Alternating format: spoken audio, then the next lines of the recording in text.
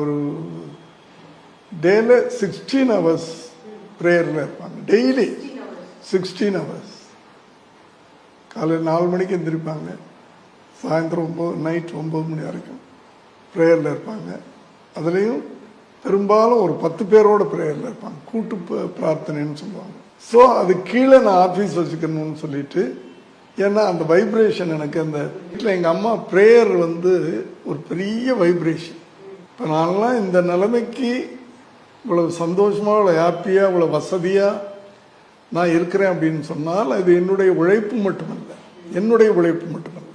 உழைப்பினால மட்டும் எனக்கு வந்துச்சு அப்படின்னு நான் சொல்லிக்க மாட்டேன். எங்கள் அம்மாவுடைய ப்ரேயர் அது. இதெல்லாம் எங்கள் அம்மாவுடைய ப்ரேயர்.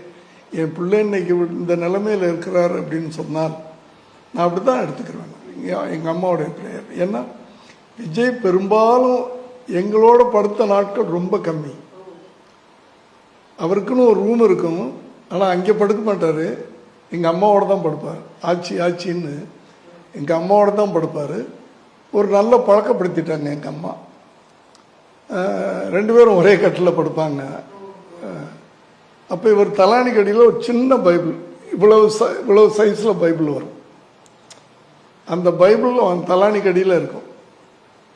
ராத்திரி படுக்கும்போது ஒரு வேர்ஸ் படிச்சுட்டு தான் படுக்கணும். காலையில் எந்திரிச்ச உடனே அந்த தலானியிலேருந்து அந்த பைபிள் எடுத்து ஒரு வேர்ட்ஸ் படிச்சுட்டு தான் வெளியே போகணும். அப்படி பழக்கப்படுத்தினாங்க. அதனால தான் ஒரு ஸ்கூலில் கூட விஜய் சொல்லுவாங்க, அவர் டிவைன் பாய் அப்படிம்பாங்க.